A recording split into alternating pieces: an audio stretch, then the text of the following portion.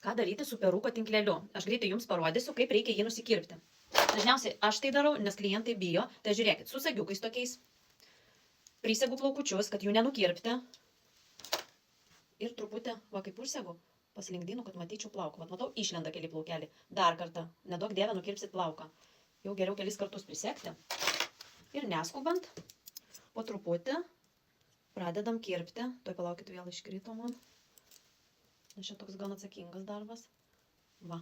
Aš dažniausiai prieš šviesą, žiūriu, kad būtų šviesa ir tada pradedu kirpti. Kiti kerpa ant savęs, bet aš vis tiek truputį palieku tinklelio, tam, kad žmogus apsikirptų pagal save.